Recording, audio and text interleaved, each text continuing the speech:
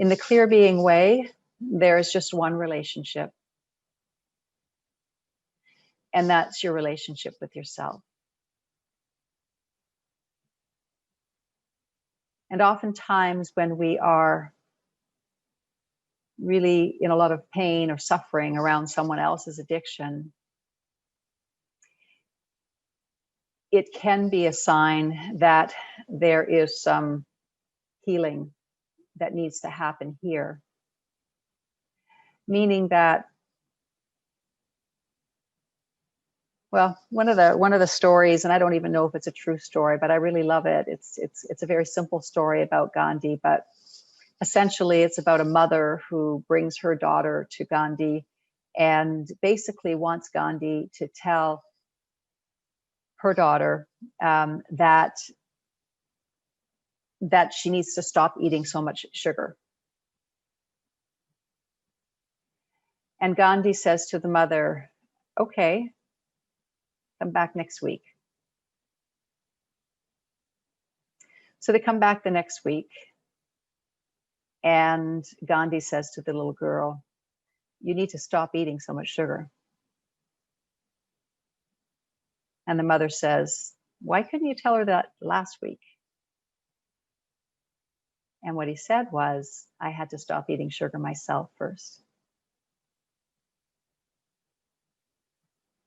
So I find that when I am being triggered by other people's addictions, the best use of my energy is to really notice where I am being triggered, how my own addictive behavior is being activated by their addictions.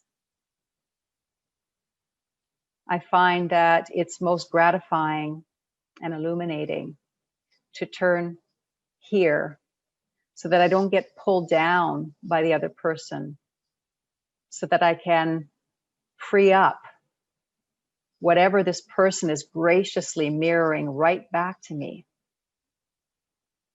All of our relationships are mirroring both our light as well as our shadow. And our shadow, again, is all those unfelt feelings. And so we can use other people's struggle with addictions to evolve ourselves.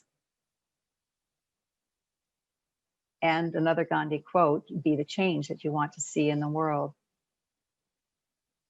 My sense, from what I can sort of surmise from my own experience, I don't know, of course, what goes on for other people and what goes on the subtle levels, but my sense is that when a person liberates themselves from addiction, and we don't have to be perfect, but when a person is clearly lighter, because we can feel that, right? We can feel when someone is light. It's inspiring for the people around them. We all want to feel light. We all want to let go of the emotional baggage that we're carrying. And our addictions are really a gift in the sense that they show us exactly where that baggage is. And then we turn our kind and compassionate eyes of awareness towards those places in our being, and that happens to be the greatest liberator of feelings. And I know I might be making this sound kind of easy, and maybe after this webinar you're going to try it out, and it's not easy to bring awareness to our feelings. It's just not. We've got a lifetime's worth of talking ourselves out of them, like so many stories, billions of stories to talk ourselves out of our feelings. We have a nervous system that has oriented itself to kind of bypass those areas of difficult emotions. An energy body that has kind of crystallized around these places.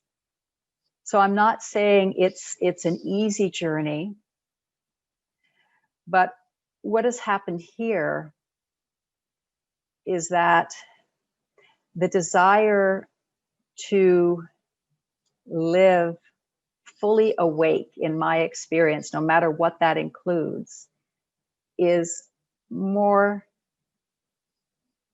compelling than the desire to avoid my moments and my life the way that it is.